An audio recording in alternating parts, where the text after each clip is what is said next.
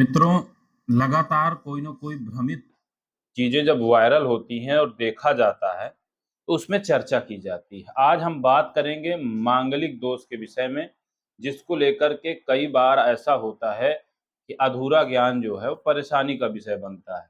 लोग परेशान होते हैं।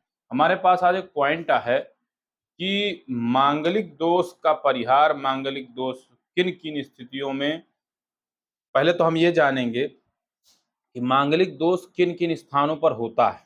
वीडियो विस्तारित होगा लेकिन अच्छा है, जानकारी के अनुसार मैं आपको बता दूं कि लग्न में अर्थात पहले नंबर, चौथे स्थान माता के घर में, सप्तम स्थान दाम्पत्य जीवन में, अष्टम स्थान और द्वादश स्थान। तो सामान्य मांगलिक पहला, चौथा और सातवां माना जाता है। जो घोर मांगलिक कहते हैं वह है आठवां स्थान और द्वादश स्थान। ये बहुत विशेष माने जाते हैं। दूसरी पॉइंट हम का बात ध्यान देंगे कि लग्न मांगलिक यदि लड़की है और लड़का भी मांगलिक है तो दोष परिहार हो जाता है, उसमें कोई दोष नहीं लगता। ये आपको विशेष ध्यान देना। अब तीसरी पॉइंट पे हम ये आते हैं कि कुछ ऐसे ग्रह हैं, कुछ ऐसी राशियां हैं, कुछ ऐसे लग्न हैं जिनके होने पर भी मांगलिक दोष नहीं लगता।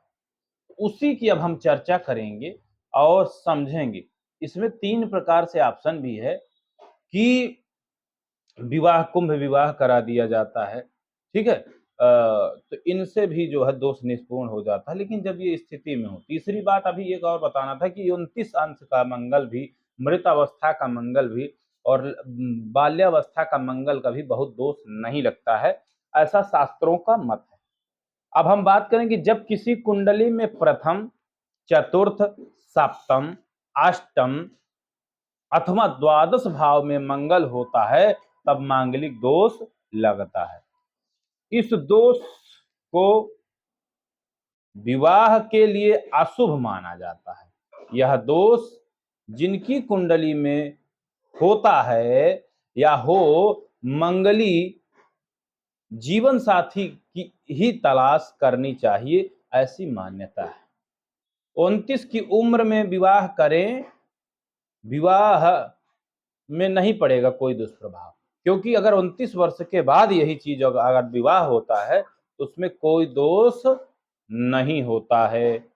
अब हम तीसरी पॉइंट पे आएंगे कि जिनकी कुंडली में मांगलिक दोष है वे 28 वर्ष के पश्चात विवाह करते हैं। मंगल दोष जीवन में दुष्प्रभाव नहीं डालता। शादी से पहले अक्सर लोग होने वाले वर वधू की कुंडली मिलवाते हैं और यदि किसी की कुंडली में मंगल दोष निकल आता है तो घबराने की जरूरत नहीं है, क्योंकि शास्त्रीय उपायों से सभी प्रकार के मंगल दोष को दूर किया जा सकता है। मांगलिक का गैर मांगलिक से ऐसे हो सकता है विवाह कि देखिए बहुत सा बारीकी से समझने की विषय है कि मांगलिक कुंडली का निर्णय बारीकी से किया जाना है, क्योंकि शास्त्रों में मांगलिक दोष निवारण के लिए उपलब्ध शास्त्र वचनों के जिस श्लोक के आधार पर जहां कोई मांग कुंडली मांगलिक बनती है, वहीं उस श्लोक के परिहार काट के कई प्रमाण है। ज्योतिष और व्याकरण का सिद्धांत है कि पूर्ववर्ती कारिका से परिवर्ती कारिका बाद वाली बलवान होती है। दोष के संबंध में परिवर्ती कारिका ही परिहार है, इसलिए मांगलिक दोष का परिहार मिलता हो तो जरूर विवाह का फैसला किया जाना चाहिए। परिहार नहीं मिलने पर भी यदि मांगलिक कन्या का विवाह गैर मांगलिक वर से करना हो तो शास्त्रों में विवाह से पूर्व घट विवाह का प्रावधान। मांगलिक प्रभाव वाली कुंडली में भयभीत होने की जरूरत नहीं है। ऐसा होने से नहीं लगता कि वैवाहिक जीवन में मंगल दोष होता है। मंगल दोष के परिहार, स्वयं की कुंडली में मंगल भी निम्नलिखित परिस्थितियों में दोष कारक नहीं होगा, जैसे शुभ ग्रहों का केंद्र में होना, शुक्र द्वितीय भाव में हो, गुरु मंगल साथ हो या मंगल पर गुरु की दृष्टि हो तो मांगलिक दोष का परिहार हो जाता है। दूसरा, वर कन्या की कुंडली में आपस में मांगलिक दोष की काट जैसे एक के मांगलिक स्थान में मंगल हो और दूसरे के इन्हीं स्थानों में सूर्य, शनि, राहु, केतु में से कोई एक ग्रह हो तो दोष नष्ट हो जाता है। समझिएगा, मेष का मंगल लग्न में, धनु का द्वादश में, वृश्चिक का चौथे भाव में, वृष का सप्तम में, कुंभ का आठवें भाव में हो तो भौम दोष नहीं लगता। कुंडली में मंगल यदि स्वराशि मेष, वृश्चिक, मूल, त्रिकोण, उच्च राशि, मकर, मित्र राशि, सिंह, धनु, मीन में हो तो भौम दोष नहीं लगता। सिंह लग्न और कर्क लग्न में भी लग्नस्थ मंगल का दोष नहीं होता।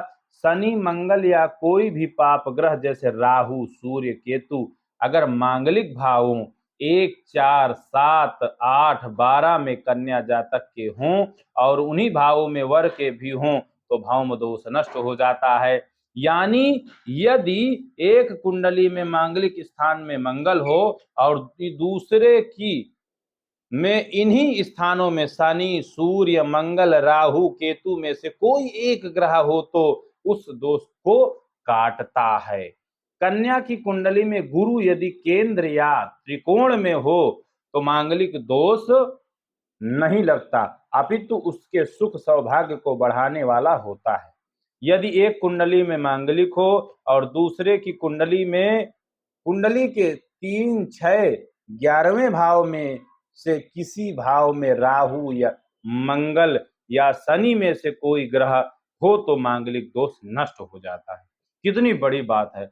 कुंडली के 1, 4, 7, 8, 12वें भाव में मंगल यदि चर राशि, चर स्थिर वृष भाव, 3 प्रकार की राशियां होती हैं। चर राशि मेष, कर्क, तुला और मकर में हो तो भी मांगलिक दोष नष्ट हो जाता है। वर की कुंडली में मंगल जिस भाव में बैठकर मंगली दोष बनाता हो, कन्या की कुंडली में उसी भाव में सूर्य, शनि अथवा राहु हो तो मंगल दोष का शमन हो जाता है।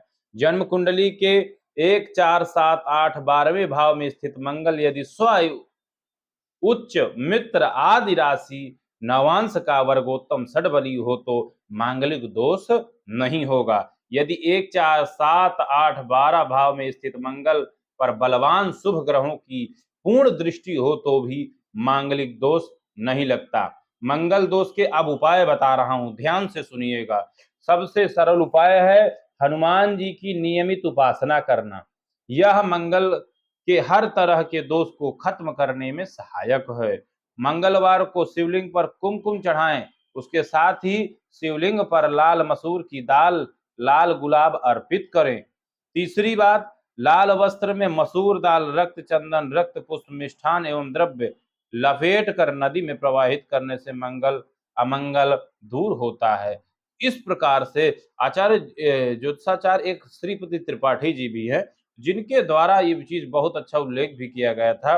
और भी इसी तरह की जानकारी जो शास्त्र मत हैं, जो हम लोग लगातार प्रयास करते हैं कि आपको अभी इसमें बहुत सारी चीजें जानकारी है, प्रारंभिक ज्योतिष से लेकर के और इस तरह के ये जो बड़े प्रश्न होते हैं उनको हमें पहले देना पड़ता है। वीडियो अच्छा लगा हो तो कमेंट थोड़ा करिएगा, नहीं अच्छा लगे तो भी दोषपूर्वक लिखते हुए कमेंट करिएगा। क्यों? क्योंकि कुछ ना कुछ हम शोध कर रहे हैं, कुछ आपको देने का प्रयास कर रहे हैं, तो उसमें हमें प्रयास करते रहना है और आप सबको अच्छे से अच्छा वीडियो देना है और आपको सीखना चाहिए, देखना चाहिए वीडियो को पूर्ण रूप से।